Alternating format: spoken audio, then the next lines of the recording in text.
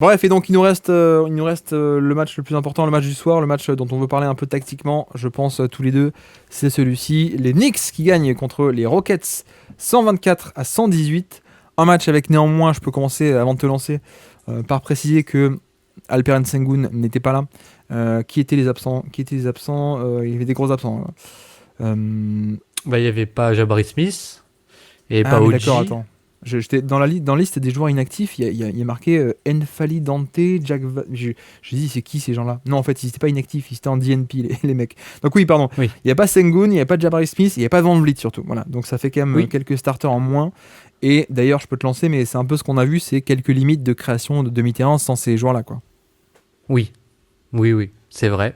Même si on a aussi vu que bah, finalement le 5 majeur, du coup, c'est un peu. Bah, du coup, il y avait pas vraiment de poste quoi, dans leur 5 majeurs. C'est-à-dire que c'est 5 joueurs qui sont un peu tous des ball handlers, aucun des ball handlers, enfin en Ouais. gros quoi. Mais du Même coup, ni en surtout, attaque ni en défense d'ailleurs, hein, Baptiste. ouais, Aucun c'est ça. poste des deux côtés du terrain, quoi. Parce que finalement, défensivement, du coup, c'était intéressant que bah, c'était du switch all. Et peut-être commencer du coup par le début, c'est que bah, les Knicks ont essayé pas mal de post-up de Towns. Et Oui. finalement, bah, les Rockets l'ont plutôt bien défendu, quoi, je trouve. Surtout avec, du coup, je, je, je, je te relance la balle, mais avec notamment Jason Tate, quoi. Ouais, Jason Tate qui a fait son match, hein. Je pense qu'on pourra en discuter, mais défensivement, même offensivement, c'est des séquences de passing de très bon Mm. calibre. Mais ouais, non, c'est ce que moi, ce qui est un peu dommage, c'est que c'est un mec, on la voit à l'écran là, si vous voulez, on la voit la séquence de défense là, sur Karl Anthony Towns. Mais il a joué poste 5 grosso modo, et c'est marrant parce que le choix a été fait de prendre Jason Tate, de le monter entre guillemets pivot titulaire, alors que tu vois, Steven Adams était là. On avait un Steven Adams qui était disponible, hein. D'ailleurs, il a été le Mhm. backup sur ce match-là, je veux Ouais. dire. Donc d'habitude, Adams est le backup de Sengun, et là on a préféré ça. Pourquoi? Pour passer en switch all total. Et on a vu que notamment, Jason Tate, ça tenait très bien face à Towns en termes de post-up. Et ce qu'on fait les Knicks, en fait, sur le début de match, c'est finalement beaucoup d'actions pour essayer de créer des switches, sachant qu'on est face à un switch all, un peu des actions genre des zoom action, donc un écran, un Ouais. dribble end-off, ou des jeux de main à main comme ça, des trucs un peu pour en fait essayer de sortir Kat soit du match-up de Jason Tate, soit de le sortir aussi du match-up de Dylan Brooks, qui ensuite a été un peu le défenseur attitré, notamment le deuxième quart-temps. Et donc plein d'actions pour obtenir un petit switch et puis ensuite le faire attaquer des mecs un peu mieux. Et effectivement, c'est quand même plus facile d'attaquer un switch et de scorer par-dessus. Et Kat a été un peu meilleur là-dessus, quoi. Ouais. Bah, oui, complètement. Et d'ailleurs, Dion Brooks, qui est aussi un peu. Bah, quand il y a le 5 majeur, ce que Udoka n'hésite pas à faire, c'est de le mettre lui face aux intérieurs. On l'avait vu, Ouais, enfin, Wemby, tout ça, parce que ça permet un peu de cacher, de cacher, de cacher Alperen Sengun. Voilà, je vais m'en sortir, pardon. Mais non, mais du coup, ce qui est aussi alors intéressant, peut-être que je sais pas si on parle d'Amen Thompson tout de suite ou pas. vas-y, je t'en prie. Mais non, enfin, moi, j'ai trouvé le match de Thompson. Enfin, le nombre de fois où je me suis dit waouh, waouh, quoi. Enfin, vraiment, c'est. En Ouais. parlant d'Eurostep, au début du match, il y a un Eurostep qui met l'envergure des pas qu'il est capable d'avoir. C'est. C'est incroyable. Et après, il y a des. Et du coup, bah, vu qu'il n'y avait pas Van Vliet ni Şengün, il a eu beaucoup plus de responsabilités. Et je trouve que. Tu vois, je trouve que dans la gestion du pick and roll et dans la capacité en fait à être vraiment un joueur de drive and kick, bah, je l'ai trouvé vraiment des séquences. Il y en a une ou deux des drive and kick, même il y en a un à la fin de match pour Tari Eason, pardon, qui est vraiment impressionnant. Alors là, il y a l'Eurostep où il fait des pas où il reste trois secondes en l'air entre chaque pas en plus, et il fait des pas géants.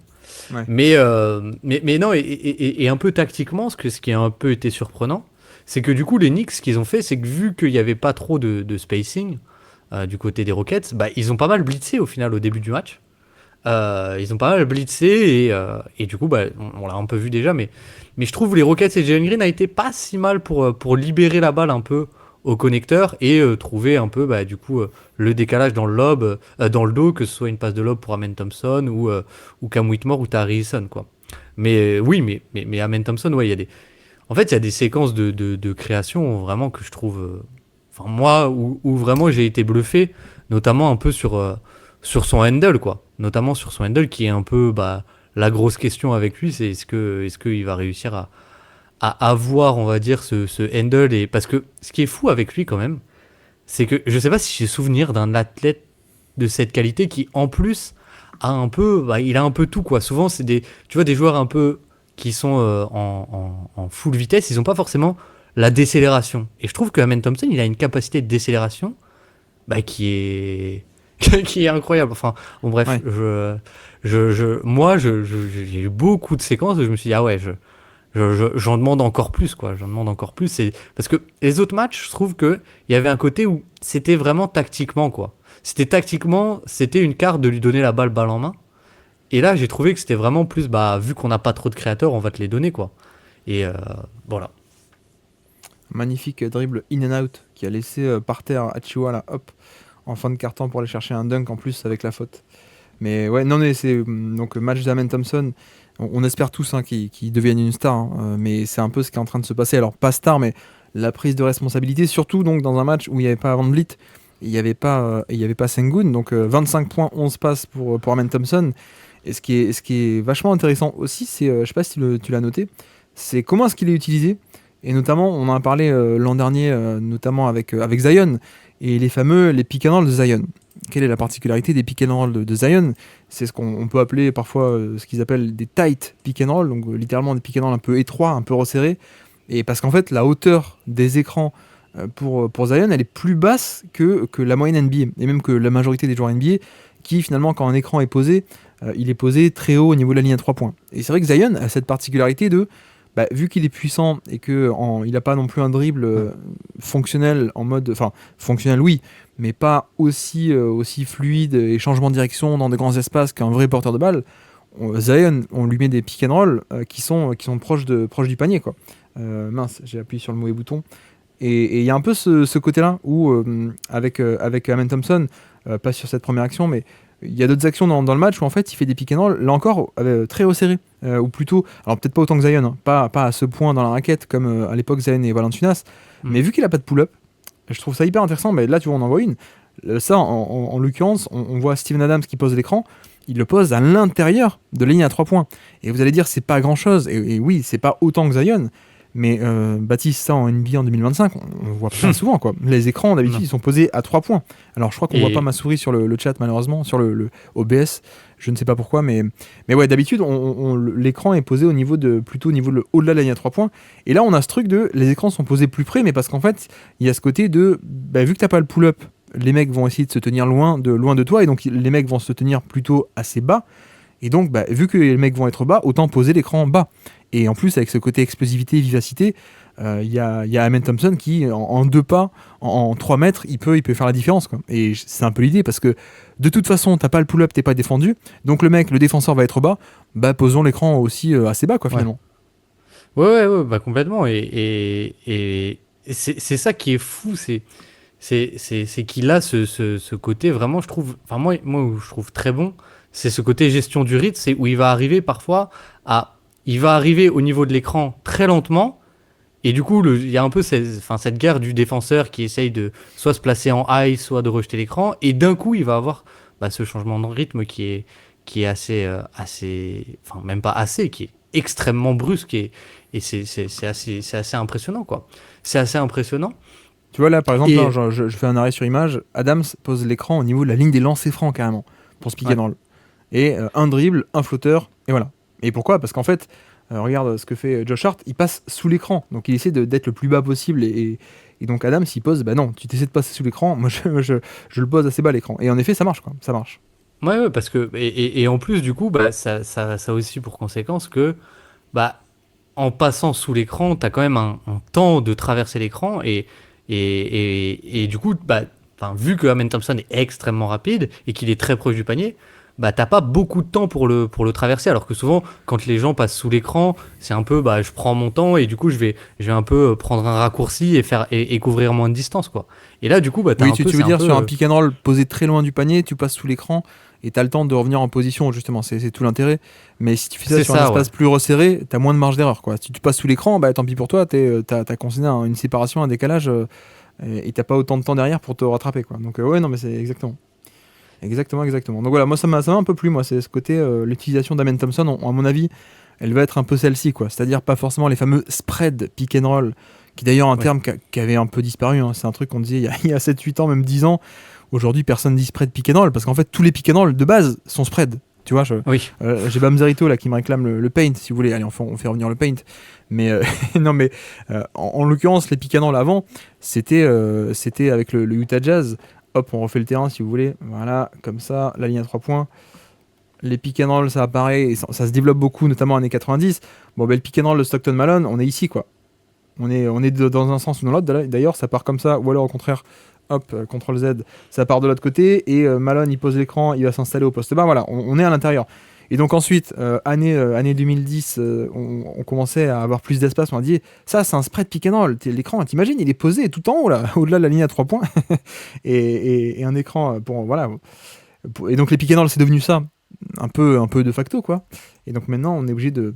Le non-spread a disparu, quoi. Et donc maintenant, on va être obligé de dire l'inverse. Maintenant, il faut préciser tight pick and roll plutôt que spread pick and roll quand l'écran est proche du panier. Voilà, j'espère que ça vous aura plu, cette séquence Paint.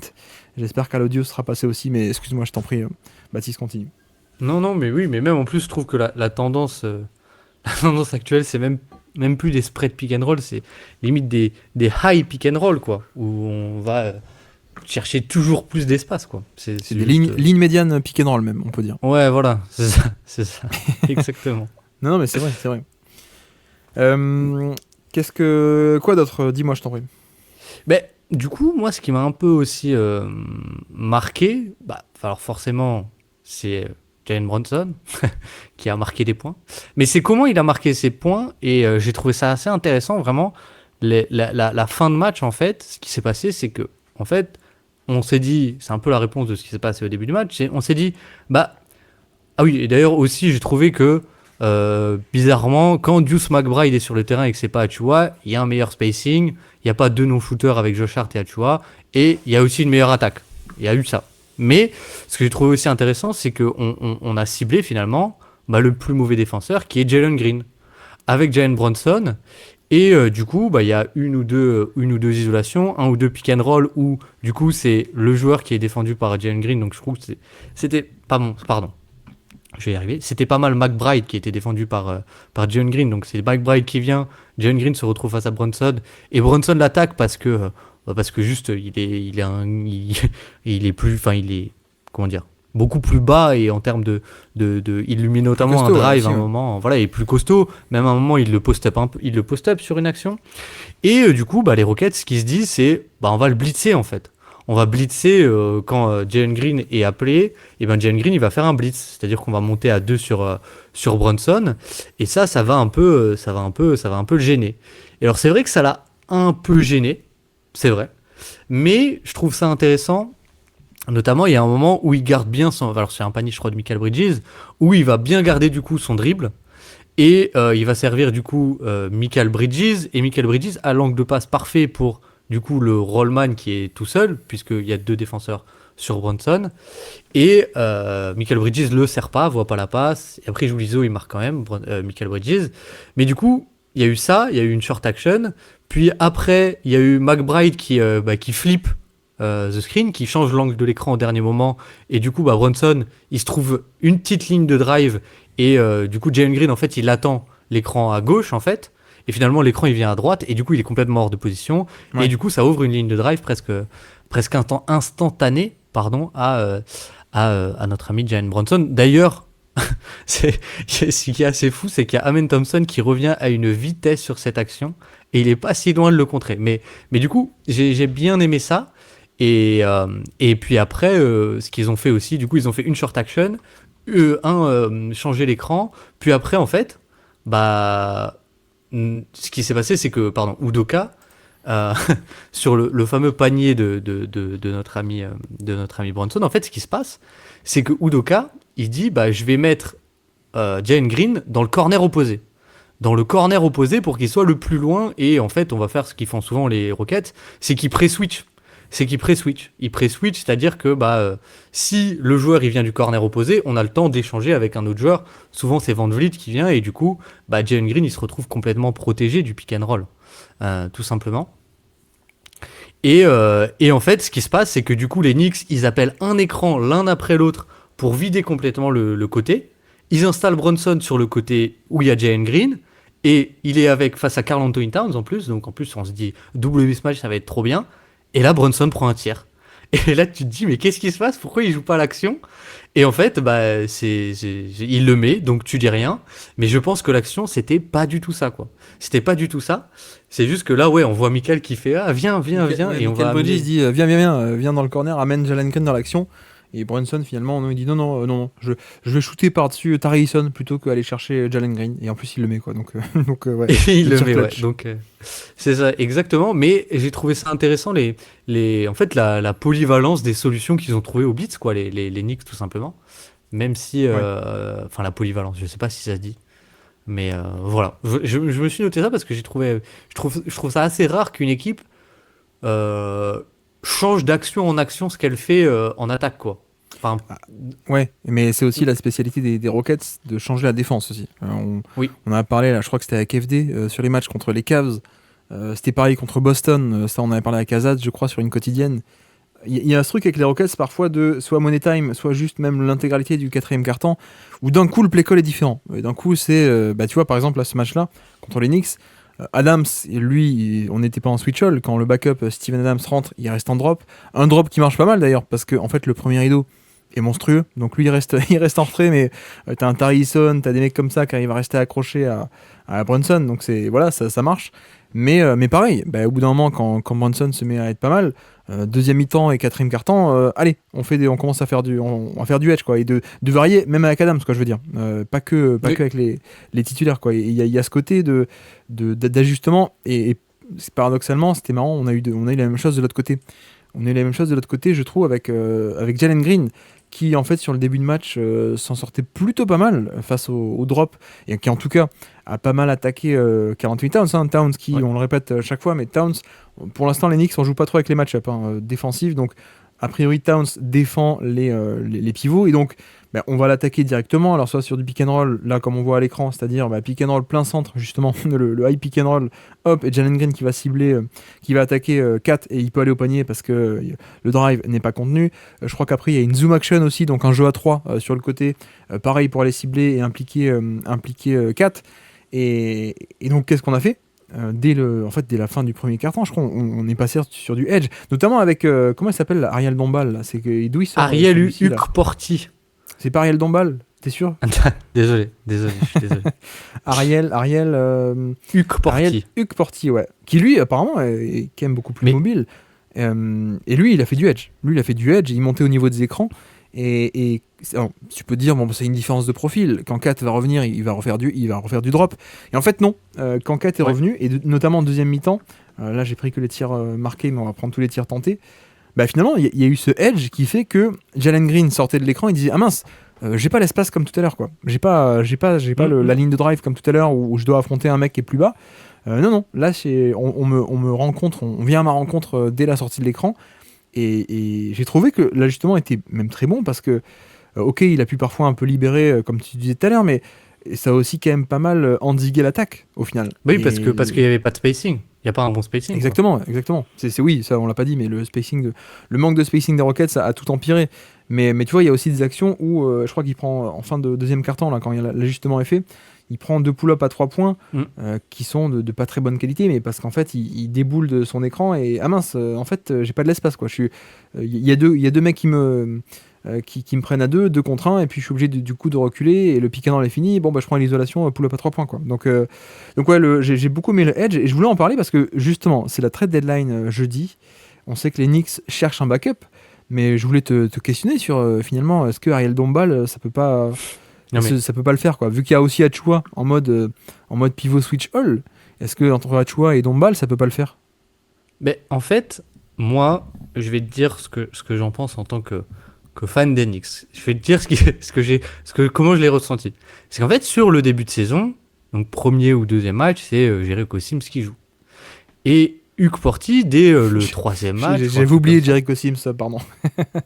Et Huck Porti, il joue, et il est franchement plutôt très bon parce qu'il a cette polyvalence défensive. Je me souviens d'un match à Brooklyn où il fait un super match de protection de cercle, même si dans la technique défensive parfois il est pas super parce que tu vois il va chasser le ballon de la mauvaise main et dans la pause d'écran il préfère plus les glisser et même on l'a vu aussi sur le match d'hier, c'est que c'est pas forcément un excellent poseur d'écran alors que voilà, mais il est quand même très bon parce qu'en plus il y a des séquences de passing qui sont vraiment pas mal où tu te dis ah bah ouais le short roll ça peut être bien etc etc et d'un coup et surtout comme dit il y avait surtout cet aspect défensif où il y a il y a cette mobilité et d'un coup il disparaît de la rotation alors qu'il avait fait deux trois matchs à 30 minutes quoi. Ouais. Il disparaît dans la rotation pour Jericho Sims qui a joué pendant je sais pas combien de mois enfin, à New York, enfin, même parfois dans le 5 majeur. Et, qu'est-ce qui se passe? Eh ben, juste en fait, moi je pense qu'il s'est passé, c'est que là, Jericho Sims, il y a de nouveau les rumeurs de oui, alors il a de la valeur, on va peut-être le trader, et Hugues Porty revient dans la rotation.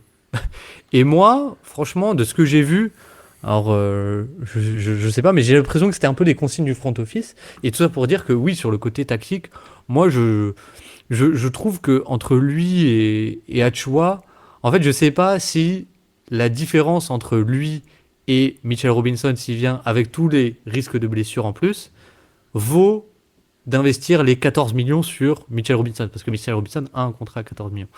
Donc moi, je serais pas contre. Moi, je serais pas contre parce que de ce que j'ai vu, bah, j'ai beaucoup aimé quoi avec Portier en fait. J'ai beaucoup aimé parce que il peut à peu près faire la couverture défensive que tu veux sans être mauvais dessus, quoi.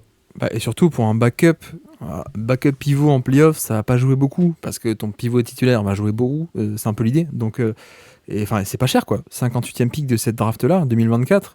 Bah ouais, le rapport qualité-prix est intéressant et je pense qu'en fait il est juste assez bon pour que t'aies pas à mettre en place des trades pour aller chercher ah tiens il faut absolument qu'on aille chercher Chris Boucher, il faut absolument qu'on aille chercher bon il est parti hein, mais Drew Eubanks ou des mecs comme ça quoi.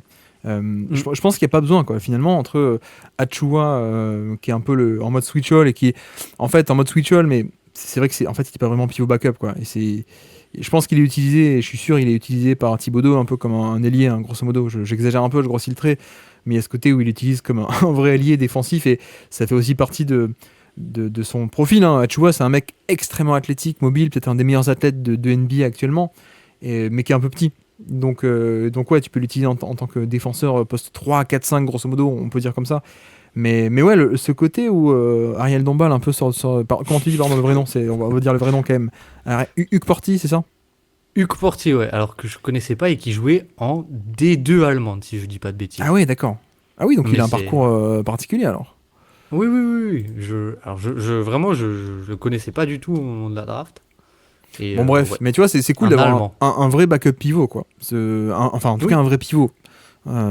C'est pas Achua où tu te dis, ouais, bah, c'est sympa, mais ça peut pas être un vrai pivot, quoi. Notamment le mauvais match-up à l'Est, et puis, mince, finalement, on est trop léger, quoi. Mais d'ailleurs, il y avait une question de Bamzerito qui dit, tu penses quoi de Precious? Je l'ai laissé à Miami en 2021 être le pire joueur de l'histoire. Bah, c'était un peu le constat à Toronto, hein. C'est que le dribble vient pas, le toucher de balle est affreux. oui, Enfin, concrètement, vraiment. oui. Donc il y a zéro Ouais. attaque. Et donc Toronto, c'était un peu cata. Et en fait, il s'est bien lancé l'an dernier, quand il est arrivé au Knicks. Et voilà, Thibodeau a vu un mec qui était uber athlète, qui se donne bien à fond. Bah, il a joué quoi, pour la défense. Mais j'ai pas l'impression qu'on a des progrès fantastiques en attaque non plus, quoi. C'est juste qu'il se fait sa place parce que l'équipe de Thibodeau qui défend. Je pense, Oui, hein, en un oui, sens. et puis il a un profil qui finalement, enfin, a de la valeur dans cet effectif parce que ça te permet quand même d'avoir des line-up un peu plus grandes et ça te permet d'avoir une rotation un peu. Et défensivement, je trouve qu'au final, bah, c'est pas un poste 5 enfin, c'est pas un C'est ça, ouais. protecteur de cercle, etc. Mais il a une certaine valeur de, bah, un peu de protection de cercle secondaire sur, bah, que justement, quand tu fais les edges, il peut lui venir faire la rotation au panier. Il est quand même assez grand et athlétique et de mobilité aussi si tu veux switcher, etc. Donc finalement, défensivement, je trouve que sa valeur, elle est pas si négative. Mais c'est vrai offensivement, bon, c'est pas. Enfin, je me souviens que quand il a mis un 3 points dans le match, je sais plus quand c'était là, il y a 2-3 jours, là, c'était contre Denver, c'était un peu la folie, quoi. C'était vraiment, tout le monde était en mode, oh là là, attention. Precious Achiuwa a mis un tir, quoi. Donc, non, pour moi, c'est surtout une valeur défensive. Et pour le coup, je sais pas. Moi, je sais pas s'il aura vraiment un rôle pendant les playoffs parce que il te compromet tellement ton spacing que pour moi, avec Josh Hart, quand il y a les deux ensemble, c'est un peu trop compliqué, quoi. Et c'est un peu ce qu'on a vu hier soir aussi, quoi. Je trouve, hein, à New York. Alors que je montre quelques images du très bon match de Jason Tate, pas qu'en défense, hein, aussi au passing. Bon, la défense, on connaît, hein, c'est un monstre. C'est quand même dommage, hein, parce que moi je l'adore, hein, Jason Tate. Et ce qui est dommage, c'est qu'en fait, il est tombé dans un effectif où bah, il y a 14 mecs devant lui, quoi. Un peu de son profil, tu vois. C'est ça, Tarison, surtout, ouais. enfin j'adore Jason Tate, mais Tarison, c'est la version plus jeune, encore plus long, encore plus, voilà, encore plus playmaker défensif. Mais c'est un mec qui, moi, ça fait 4-5 ans que je dis, mais punaise, il faut qu'il aille ailleurs, quoi, pour le coup, Jason Tate. Et là, Hmm. il est en fin de contrat, à peine 7 millions l'année. On a vu là sur ce match-là que, bah tiens, à 2 jours de la trade deadline, il fait un peu le match, non pas de sa vie, mais de sa saison pour l'instant, Jason Tate. Donc la défense, mais ouais, le passing aussi. Et je montre aussi quelques séquences là, un peu à l'écran, où on voit ce que tu décrivais, donc et ce que je décrivais aussi. Les Knicks qui font un edge sur Brunson pour pas le laisser débouler tranquille de l'écran. Donc 2 contre 1 sur Jalen Green, loin de l'écran. Bah, il libère assez bien, il fait la passe à Jason Tate, qui fait la bonne lecture, la bonne passe sur short roll. Et il a fait 6 assists sur ce match-là. Donc moi j'aime beaucoup ce côté passing aussi. Tu vois, c'est pas Ouais. juste le buffle hyper épais, torse costaud, des longs bras et ça défend. Non, je trouve qu'il est quand même assez intelligent. Après oui, y a pas de jump shot, y a pas trop de toucher, il y a pas de drive, il y a pas de ballon, on est d'accord. Mais tu vois là, il est en plus l'extra passe sur pick and roll. Là on le voit organiser une zoom action. Donc c'est lui qui a la balle sur le dribble and off et qui organise le trafic et puis il prend la bonne décision sur le cut. Enfin voilà, moi j'aime beaucoup et c'est dommage pour les Ouais. Rockets. Enfin, pour eux c'est cool, hein, c'est un luxe et ça coûte pas cher, donc tant mieux. Mais moi en tant que spectateur et fan de Jason Tate, j'aimerais bien qu'il soit ailleurs, quoi, pour le coup, parce que Et, il pourrait être utile ailleurs, quoi, je trouve. ouais, bah, en fait, c'est un peu, je trouve, alors c'est pas du tout les mêmes joueurs, mais un peu le truc que Dyson Daniels a connu, quoi. C'est-à-dire qu'au Oui. Pélican, il avait un profil qui était déjà 3, 4, 5 fois devant lui avec Najee Marshall, Trey Murphy, Herb Jones, etc. Et ouais, au final, on voit qu'aux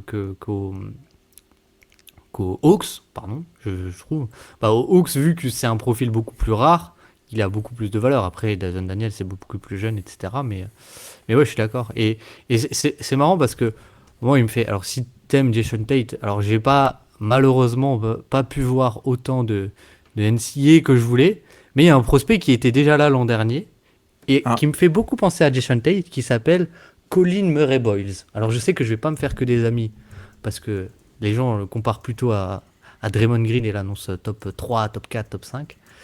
Mais moi, je trouve que dans le profil, enfin, vraiment, il me fait penser à Jason Tate, quoi. Mais bon, bref, c'est une discussion pour un autre jour, peut-être. après, dès que t'es un mec qui a pas de shoot et qui a des qualités athlétiques, t'es comparé à Draymond Green, quoi, quand t'es prospect Ouais. NBA.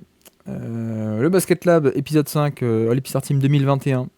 7 novembre 2021, il y avait des beaux noms, hein, dans cette première All-Star Team, hein. Il y avait bon, Jason Tate, Ah, ok. Ah, et j'avais Yuta Watanabe, ouais, c'est vrai, qui est parti, hein, mais qui a fait une petite carrière aussi, hein, de 3 ans. Brooklyn, ouais. Oshéa Brissett, qui a moins fait que le backup qui était Jared Vanderbilt. J'ai sélectionné avant qu'il explose, hein. C'était l'idée. Et il y a aussi Nasrid dans cette équipe-là. C'est- Pardon, pour préciser, je fais des paris sur des mecs qui ont moins de 150 matchs, moins de 26 ans, voilà, des mecs un peu passés sous les radars, pas draftés tôt et tout. Et ouais, j'avais des Jason Tate, en fait, pourquoi je l'avais dans cette équipe-là en particulier, c'est parce qu'il avait déjà montré des choses à l'époque de James Harden. Alors, quand la saison où James Harden veut se barrer, hein, c'était malheureusement Oui, c'est cette saison-là, quoi. C'est pas celle d'avant, mais ouais, moi j'aime beaucoup. Ça fait 5 ans que ça stagne un peu offensivement, et voilà, il a son rôle, ce sera on ça. a fait le deuil. On a fait le deuil, mais maintenant, s'il pouvait avoir 20 minutes à Boston sur un run de playoff, je dis pas non, quoi, tu vois. J'aimerais bien. Parce que il pourrait l'avoir à Houston, mais sauf qu'il y a Jabari Smith, il y a Tari Eason, enfin, il y a plein de monde, quoi. Ouais, ouais, ouais, oui, je suis d'accord. Pourquoi pas, D'ailleurs, franchement, tu vois? Bah, excuse-moi. Non, mais pourquoi pas les Knicks, quoi? Enfin, tu vois, moi, je trouve que c'est un profil Ah qui ouais. pourrait avoir bah, le passing, tu vois, c'est un peu ce poseur d'écran qui a pas le, qui a, enfin, qui a le passing en mouvement, il y est plus forcément, quoi, au Knicks. Parce que c'est pas forcément le registre de Towns, c'est pas, pas du tout le rôle de Precious, etc. Achua, etc., quoi.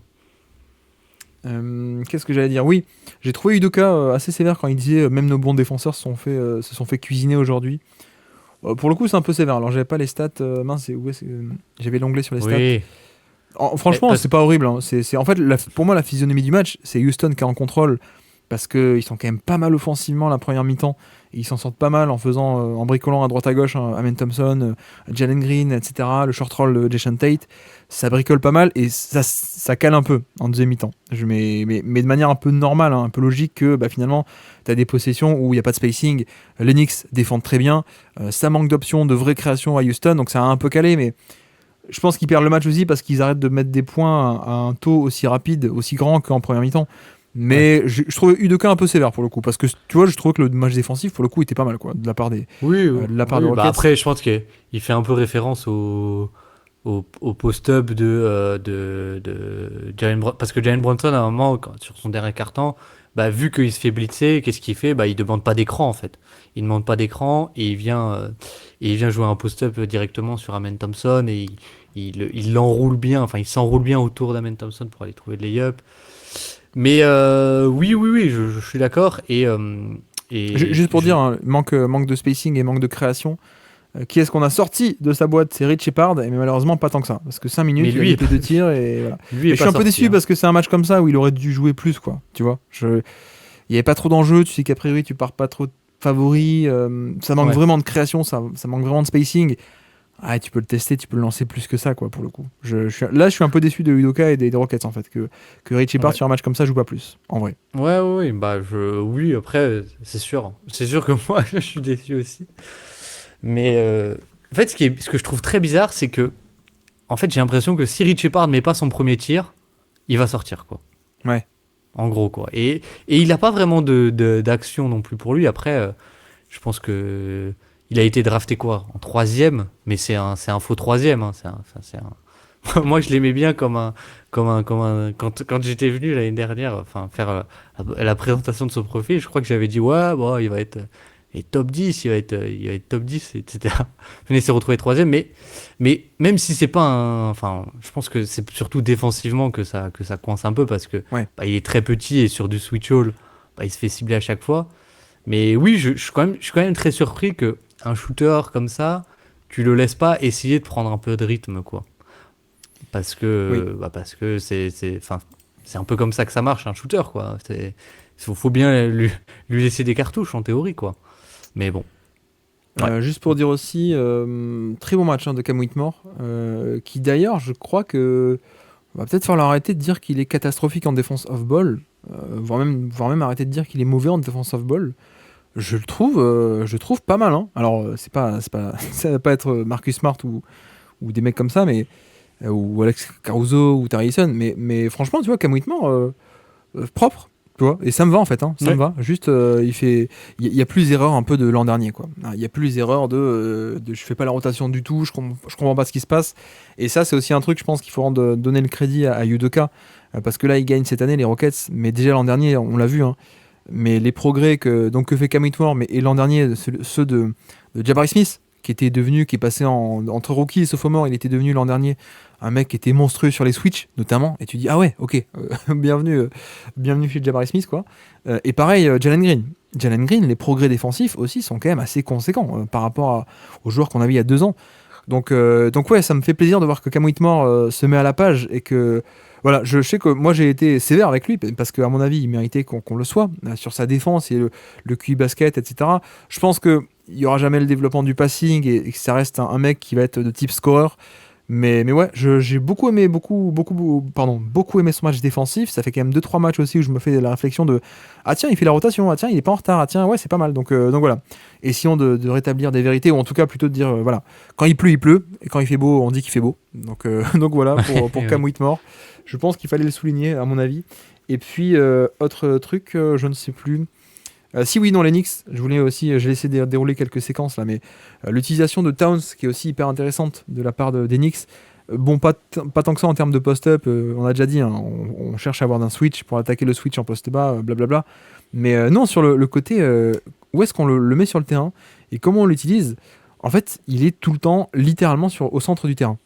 Alors Oui. là, sur l'action que je montre à l'écran, il y a un switch, donc après avoir été plein centre, il va s'installer au poste bas, ok, mais il est tout le temps au centre du terrain. Et ça s'est vu beaucoup deuxième mi-temps, je vais essayer d'y arriver là. Déjà là, voilà, on y arrive. Grosso modo, on est dans des configurations en delay, en 5 out, et même quand on débarque de transition, quoi. Allez, on y va tranquillement, on met en place le système en 5 out classique, tiens, la passe, l'entry pass c'est de là à là, etc. C'est vraiment, vous voyez là, je sais pas si vous voyez où est-ce qu'est Towns, il remonte, il se met plein centre avec un mec sur l'aile et un mec sur l'autre aile, et on a vraiment un Towns qui est centre du terrain.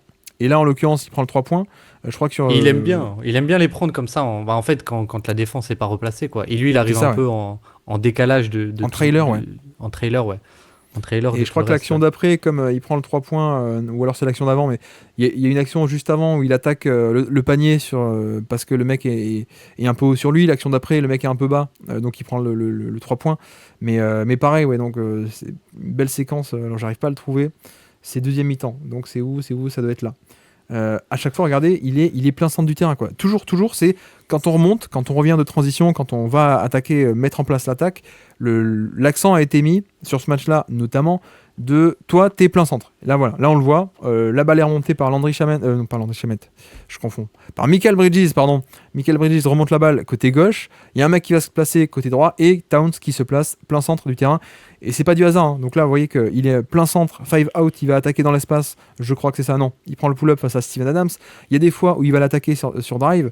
Donc il y a vraiment ce côté d'essayer d'éloigner au maximum le pivot adverse grâce au super pouvoir magique de Towns, en fait, hein, et son shoot et son jeu de périmètre. Donc ça, c'est... Là encore, on n'en parle pas des tonnes. C'est pas un système en soi. Mais tu vois, c'est de la tactique, hein. Et c'est des petits trucs que New York fait bien de littéralement la géométrie du terrain. De où est-ce qu'on fait remonter Towns, où est-ce qu'on le fait Ouais. placer. C'est toujours au centre du terrain, en haut, grosso modo, pour libérer le panier, quoi. Ouais, bah c'est vrai que les actions en délai, comme tu dis, bah c'est un peu le truc qu'ils font, mais vraiment extrêmement bien, je trouve. C'est les moments où, en fait, alors on l'a pas trop vu sur ce match, mais c'est justement où t'as un peu, bah du coup, lui en plein centre, et sur les deux côtés, t'as un peu deux actions qui se jouent en même temps. Et lui, ça va être un peu le decision maker. Et en fait, il y a souvent, bah en fait, il y a un écran pour Brunson. Et si jamais bah, t'es un peu trop agressif sur Brunson, et ben le poseur d'écran pour Brunson, il coupe. Et vu que Towns il est en plein centre, c'est panier. Et il y a vraiment plein d'actions comme ça. Et je trouve qu'il y a aussi sur ce match des actions où il est peut-être pas plein centre, mais où en fait il va être utilisé en spacer dans l'aile pour, pour dissuader les drives de. Enfin, l'aide sur les drives de Brunson aussi, quoi. Et j'ai trouvé qu'ils l'ont pas mal utilisé, ouais, du coup, un peu même peut-être plus qu'à la normale, pas forcément avec le ballon, mais aussi juste pour sa présence, quoi. Pour sa présence de shoot. Alors que je vois, Exactement. on est reparti sur le paint. Voilà, on est reparti sur Paint pour vous montrer grosso modo. Bah, imaginez, hein, en gros, c'est comme Bam à Miami, mais si Bam savait driver et savait prendre des 3 points. Voilà, c'est un peu l'idée. C'est l'attaque de Miami, mais avec un mec qui peut shooter à 3 points en plus de faire l'organisation du passing, quoi, grosso modo. Donc ouais, c'est tout l'intérêt et c'est pas pour rien qu'il est toujours mis dans cette configuration. Comme dit, non pas comme dit, on arrête. En effet, quand le défenseur est un peu bas ici, bah, il y a l'espace, il prend le 3 points ici. Quand de l'autre côté, le défenseur monte un peu haut, bah, lui, il va driver et il y a de l'espace parce que les autres défenseurs, ils sont loin, ils sont dans le périmètre. Donc il y a ça qui est intéressant. Comme tu dis aussi, on peut enchaîner sur des zoom action. Donc c'est lui qui a la balle, par exemple ici, il vient poser un dribble and off. Donc jeu de main à main avec la balle, écran avec la balle. Un écran ici, zoom action, c'est un écran plus un dribble and off. Il prend les deux, il remonte, voilà, il est vraiment au centre du terrain, au centre du jeu. Ou alors on a aussi l'option que fait beaucoup Bam à Adebayo à Miami aussi, hein, le double sortie d'écran, quoi. Un mec sur l'aile qui hop, il pose un écran pour un shooter qui remonte. De l'autre côté, pareil, un écran pour un shooter qui remonte. Il a le choix. Si ça occupe d'ailleurs les 4 défenseurs en l'occurrence, hop, lui, il file au panier. Enfin voilà, c'est vraiment la structure du terrain, elle est comme ça, elle est faite exprès, et notamment en transition. Donc hein, regardez encore une fois les images, vous voyez que même quand ça remonte la balle en transition, pardon, On est sur, toi, tu te mets centre du terrain, quoi. Tout est fait exprès. Je vous lis, oui, la palette, ouais, la palette est revenue. Fais attention, Guillaume. Pourquoi fais attention? Ah oui, par rapport à Bam Adebayo, ouais, désolé.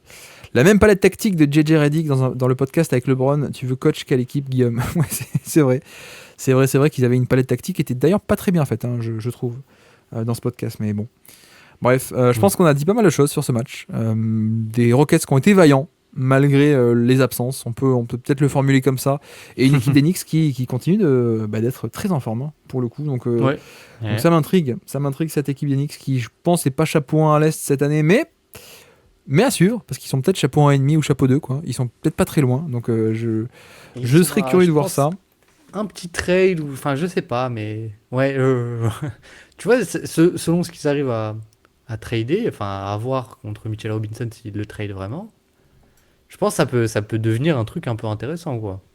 Et il y a Mais quoi, bon, y a quoi à aller chercher parce qu'ils ont un bon contrat, hein, 14 millions, mais qui ouais, c'est qui ça. est-ce que tu vas chercher, quoi? Hmm, je ne sais pas. Je ne sais pas. J'ai vu que Lonzo Ball était disponible. Ça Sauf que match à Lonzo peu est à près, je 20, crois. non? 20. Ah, il est à 20. Lonzo est à 20, Ouais. et eux, ils sont premiers à prendre, donc ils peuvent pas encaisser plus que ce qu'ils envoient. Donc ça peut pas marcher. Qui est-ce qu'on a dans les équipes nulles? Rishon Holmes, ça t'intéresse pour le coup? Côté Wizard, Sadiq B. Sadiq B à 6 millions. Bon, ça fait un 3&D en plus, quoi. Mais je sais pas trop ce qu'il vaut Sadiq B là depuis 1 an et demi, 2 ans là. J'ai pas, Ouais, non, j'ai pas trop de aucune souvenirs idée. et c'est pas bon signe, quoi.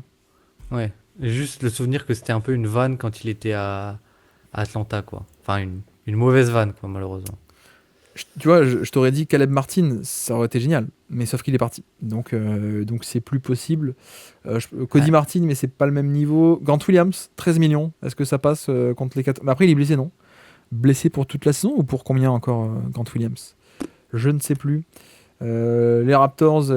Alors, le move de Thibodeau, c'est ça. C'est Bruce Brown. Mais sauf Ah que. oui. Est-ce que tu as assez d'argent pour le faire, ce trade? Je ne suis pas sûr. Je suis pas sûr. Ah, je 14 pense millions pas. de Robinson. Est-ce que tu mets Achua? Ah, je pense pas que ça passe. Bah, Je ça crois que ça fait. passe Enfin, pas. vu qu'ils sont premiers à prendre, faut qu'ils envoient, on est d'accord. Plus que ce qu'ils ne reçoivent. Jericho Sims. Ah, ça va. Ouais, tu commences à être à court de gens que tu peux envoyer, quoi. Non, mais Bruce Brown, ça serait le mec à la Thibodeau, quoi, pour le coup. Je continue de Ouais. regarder. Bulls. Est-ce que tu veux aller chercher un mec à 12 millions qui est pas cher, un Kobe White? Est-ce que tu as besoin de ça ou pas? Non, Non, non, pas c'est pas ce qui forcément, me hein. tente. C'est pas ce qui me tente. T'as Patrick Williams à l'aile, Ouais, peut-être. ouais, Après, peut-être. cher payé, 5 ans, c'est pas exactement ce que veut l'Enix, hein, peut-être. Je sais pas si vous avez des idées, hein, dans le chat, hein, n'hésitez pas. On réfléchit. Côté Nets, on a Cam Johnson, mais pas grand-chose de plus. Euh, Combien il a de Hmm, contrat d'ailleurs? Combien il a de hmm, contrat? hmm. Mitchell Robinson, il a 2 ans. Est-ce que tu peux pas imaginer? Non, tu peux pas. Non, tu peux pas. J'allais dire contre un contrat finissant, peut-être, mais non. Non, côté Blazers, il n'y a pas un truc intéressant. Bon, il y a Robert Williams, mais je pense pas que ce soit Oui. intéressant pour eux. Après, dans des Matisse contrats Thybulle. à 14, il y a quoi? Il y a. Bon, ouais, non, ça ne passe pas.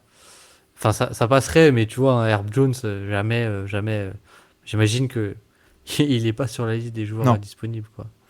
Ou alors tu donnes 2 choix non protégés, je pense. Ouais, sachant Tucker, ça qu'il en passe, reste si plus tu veux. beaucoup. Est-ce que tu crois en PJ Tucker ou pas? Ça passe. Le Jazz, c'est bizarre, hein. Le Jazz, c'est bizarre parce qu'ils ont pas tant que ça de joueurs à échanger, paradoxalement. En tout cas, ils n'ont pas des contrats un peu de taille moyenne, quoi. Ça va directement taper les 20 millions, quoi. Sexton 18, 26 pour Collins, Markkanen aussi. Et vu Bref, qu'ils veulent pas lâcher Kessler, oui, exactement, exactement. c'est Mais ça, c'est t'y crois plus, compliqué. non, Kessler Onyx, on est d'accord. Non, j'y crois plus trop. J'y crois plus trop parce que Danny Ainge va trop demander. Et puis même, je pense que le. En fait, c'est plus que je pense que moi, je serais pas contre avoir un pivot un peu défensif, enfin protecteur de cercle, vraiment, peut-être pas élite, mais quasiment. Mais j'ai l'impression que c'est pas le plan de la franchise, quoi. Et qu'ils recherchent plus quelqu'un pour mettre dans l'aile et que ça va continuer avec Precious Achiuwa en backup 5, etc., quoi. Je check un peu, hein, le Twitter pendant ce temps, vu qu'on a un peu fini sur les matchs. Apparemment, Joel Embiid va jouer. contre Dallas. C'est bizarre ça. Et c'est la première fois qu'il joue contre une équipe autre que Charlotte ou Détroit, non, cette saison. Si je dis pas de bêtises, non, c'est une blague. C'est une blague. Et apparemment, les équipes écoutent les offres pour Kevin Durant. Il y a moyen qu'on vive un truc sympa jeudi soir, Baptiste. Je pense que ça peut être très sympa.